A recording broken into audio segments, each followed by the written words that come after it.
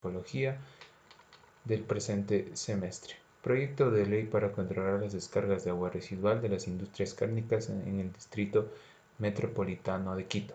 Los integrantes son Brian Chillagana, Marcos Teoto, Eric Molina, Viviana Salazar, Pablo Simbaña, Árvalo Tapia y la persona que habla, Santiago Tinillo. Como introducción tenemos que a lo largo de la historia el medio ambiente se ha visto afectado por la actividad humana, generando una disminución notable en los recursos naturales.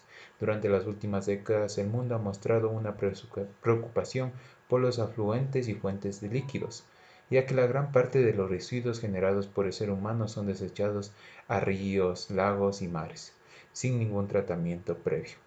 Siendo el agua uno de los recursos naturales imprescindibles para el desarrollo de la flora y fauna y del ser humano mismo, surge la necesidad de buscar leyes y métodos para controlar la contaminación que se está dando en las fuentes hídricas. Las aguas residuales, producto de diferentes actividades del ser humano, han mermado los esfuerzos a lo largo del tiempo que se han realizado para proteger las mismas. En este caso, la actividad principal y la que vamos a hablar en este proyecto es la actividad que se da en los mataderos. En este caso se contamina con los desechos como son sangres y demás vísceras y residuos de los animales hacia los ríos directamente. Quito es una de las ciudades más pobladas del Ecuador. El aumento de la población ocasiona el aumento de la industria alimenticia. En la industria alimenticia se encuentra la industria de la carne. Toda industria debe cumplir con normas ambientales. En la práctica no se cumple. La industria cárnica produce desechos sólidos y líquidos, como purines, restos de carne, pelos, sangre, trozos de vísceras, grasas superficiales y otros residuos. Los desechos generan alto contenido de materia orgánica, grasas, aceites, fosfato, nitrógeno, desinfectantes y detergentes, bien conocidos como aguas residuales. Las aguas residuales son desechadas directamente a fuentes de río, quebradas o directamente al alcantarillado, dependiendo del tratamiento del agua residual. La contaminación por el agua residual reduce la biodiversidad de la tierra y agua, produciendo impactos ambientales. La industria cárnica comprende todos los procesos de producción que vienen de diferentes productos derivados a partir de los animales, tales como aves, vacunos y porcinos. La industria cárnica comprende desde la zona de crianza, los mataderos, la sala de despiece, hasta las fábricas de productos elaborados. La industria cárnica representa una gran amenaza para el medio ambiente, que va desde la parte en que se maltrata a los animales. Esto surge desde la zona de crianza hasta la parte de sacrificio como tal. También representa una afección a la salud humana, ya que muchos de estos animales son criados con antibióticos para evitar enfermedades y una mejor producción. Y una parte que es muy conocida, que es en la parte de producción ganadera. Estos producen una gran cantidad de gases del efecto invernadero. Finalmente, tenemos el punto de importancia que viene a ser el agua. El agua o las grandes masas de agua son contaminadas por las diferentes sustancias que son liberadas a partir de la industria cárnica. Por ejemplo, algunas en las aguas residuales se ven afectadas por un elevado contenido de materia orgánica, de grasas, aceites, fosfato, nitrógeno, desinfectantes y detergente. Para el proceso de producción, por ejemplo, de 1 kilogramo de carne, para el caso de vacunos y porcinos, se libera alrededor de 5 litros de aguas residuales. Para el caso de las aves, la contaminación en aguas residuales es mucho mayor, ya que para la producción de 1 kilogramo de carne se produce alrededor de 10 litros de aguas residuales. Ya lo veremos a continuación por qué se da esto. Para comprender la contaminación de las aguas residuales que son liberadas por la industria cárnica, es importante entender a base de esta tabla donde se ven los valores típicos de los parámetros relacionados con el contenido de nutrientes y material orgánico que se generan normalmente en un matadero. ¿Por qué en un matadero? Porque este es el punto donde se da la mayor contaminación y la mayor liberación de aguas residuales en toda la industria cárnica. Cabe recalcar que el promedio es los valores que son liberados por los mataderos y el límite máximo es aquel límite que permite un buen desarrollo tanto de la flora y la fauna. Por ejemplo, para el caso de DQO, que es la demanda química de oxígeno, que es cómo se mide la contaminación, el promedio está alrededor de 10.000, cuando el límite máximo debe ser de 2.000. Para el caso del nitrógeno, se libera de los mataderos 250 miligramos de nitrógeno por litro, cuando el límite máximo es de 10. Y para el caso del fósforo se libera alrededor de 45 miligramos de fósforo por litro, siendo el límite máximo de 2.15. Para nosotros poder realizar un correcto proyecto de ley, es importante conocer cuál es el proceso productivo dentro de la industria cárnica, para lo cual se detalla a continuación. La industria cárnica parte desde el punto de la crianza, que es la etapa donde el animal va desde su nacimiento hasta su punto óptimo para consumo. En este punto se liberan gran cantidad de lo que viene a ser heces, orinas de los animales, que normalmente terminan en los fluentes más cercanos a las fincas o a las granjas donde son producidos en la parte de crianza. Luego de esto se va a la recepción en los mataderos. En este punto también se da una liberación tanto de heces como de orinas masiva, ya que todos los animales se concentran en ese punto y por el estrés hay una mayor liberación de estos productos.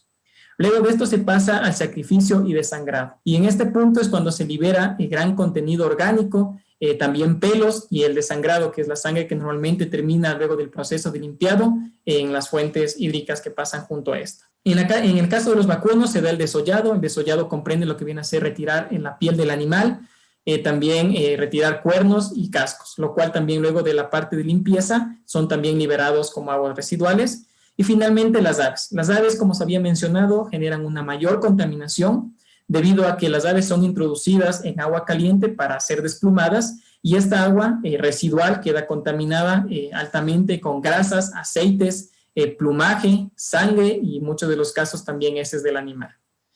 Finalmente, luego de esto, los procesos que continúan son los mismos para los 3 animales, en este caso analizados, que es el acondicionamiento, que comprende el retirar las vísceras del animal. En esta parte se libera altamente contenido orgánico, en muchos de los casos se desperdicia también las vísceras del animal y se libera también lo que viene a ser sangre. Y luego del proceso de limpieza, igualmente detergentes y desinfectantes. La parte de despiece corresponde a la parte en que el animal se divide en partes para su posterior venta. Este sería el proceso que corresponde a la parte de industria cárnica. Posibles fuentes de contaminación o impacto ambiental. Fuentes de contaminación. Las fuentes de contaminación de las industrias cárnicas se tiene de 2 tipos, los desechos sólidos y desechos líquidos. En los desechos sólidos tenemos restos de carne, pelos, sangre, trozo de vísceras, grasas superficiales, entre otras. En los desechos líquidos tenemos como purines, agua mezclada con grasas, aceite y desinfectantes. La fuente de contaminación es el agua residual generada por la industria de la carne.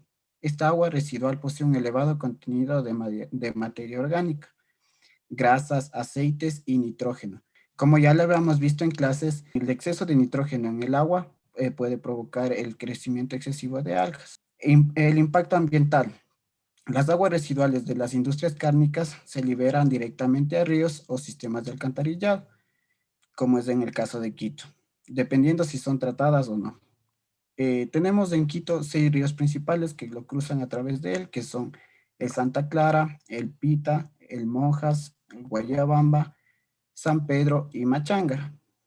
Estos ríos poseen altos niveles de contaminación, ya sea por descargas de aguas hervidas, pesticidas, basuras y aguas industriales.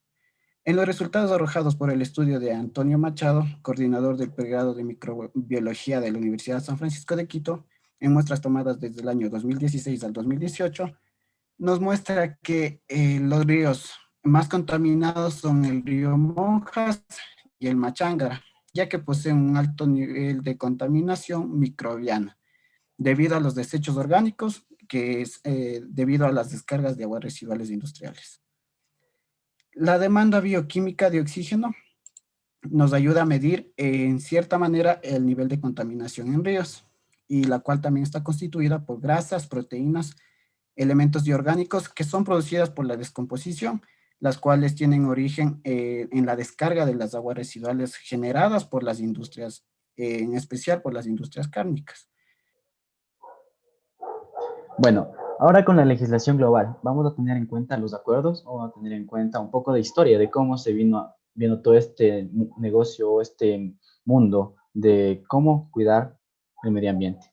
Todo comenzó en Europa, en donde la Unión Europea, conforme con las Naciones Unidas, realizaron el Acuerdo Europeo en 1968, en donde ya empezaron con las primeras ideas de cómo poder controlar esto de la contaminación de las aguas residuales y cómo poder tratarlo. Después, las Naciones Unidas, con la Declaración de Dublín en 1992, formaron la Guía para la Implementación y Convenio sobre el Agua, en donde ya tienen más a detalle cómo poder controlar todo esto, lo que es aguas residuales, cómo poder tratarlas. Y a la vez, poner el derecho de que el ser humano tiene derecho al agua potable y saneamiento de la misma. Ahora, en América, en 1998, la OSP lo que hizo es mandar el boletín en 1985, en donde nos nombraba algunos aspectos de las causas que podría producir la contaminación de las fuentes hídricas gracias a las aguas residuales. Entonces, con las Naciones Unidas y el proyecto del medio ambiente, lo que hicieron es lanzar el boletín de las aguas residuales municipales como fuentes terrestres de contaminación en un lapso desde 1992 y el 2000, en donde, ¿qué hacen ellos? Dan las pautas, dan las normas y dan los parámetros que deben tener estas aguas residuales, entre comillas, porque ya deben ser un poco tratadas y cumplir con unos parámetros para poder desembocar en las fuentes hídricas. Bueno, continuando con la exposición, yo les voy a hablar un poco de la legislación local. En las leyes, básicamente se unen los artículos 60, 80, 81, 151, 160 y 161, en los cuales se habla de la importancia del agua y las actividades que se realizan con el agua y que son reguladas. En el artículo 80 tenemos entidades que pueden controlar, por ejemplo, los GAD, Senagua, puede ser el ARCA también, y además en el artículo 81 se habla de la regulación de la calidad del agua, en la cual en el artículo 151 podemos ver las gravedades de las infracciones. En el caso de estudio que estamos planteando, tenemos que la contaminación del agua por residuos puede tener una penalidad entre 51 y 150 salarios básicos. Eso por esta parte. En el artículo 16 tenemos la prohibición de descargas de aguas residuales en determinados sectores.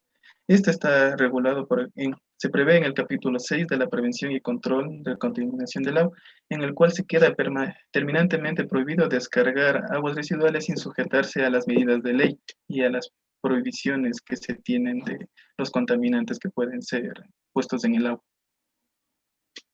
Existen entidades en el Ecuador como la Agencia de Regulación y Control del Agua, la Secretaría del Agua y, para el caso de Quito, la Secretaría del Ambiente, los cuales tienen como objetivo principal ejercer la regulación y control de la gestión integral de los recursos híbridos. Además, que según el artículo 66 de la Ley Orgánica de Recursos Híbridos, Uso y Aprovechamiento del Agua, dice que el Estado tiene obligaciones de mejorar la calidad del agua, prevenir y reducir contaminaciones del agua, proteger reservas de óptima calidad de la misma y adoptar medidas para reducir y restaurar ecosistemas afectados. Así como el Estado y las personas jurídicas tienen la obligación de recuperar los recursos naturales, la ciudadanía de igual manera debe evitar contaminar y destruir los recursos híbridos. Y en el caso de infringir con las leyes que amparan el derecho de la naturaleza, se aplicarán sanciones tanto legales como penales.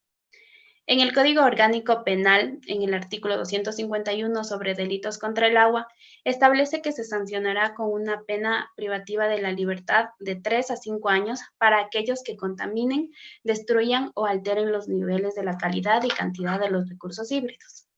Y la pena máxima de 5 años se aplicará cuando la infracción cause daños permanentes a gran escala o cuando se realicen actividades de contaminación en áreas protegidas y también cuando los infractores pretenden obtener lucro en beneficio propio.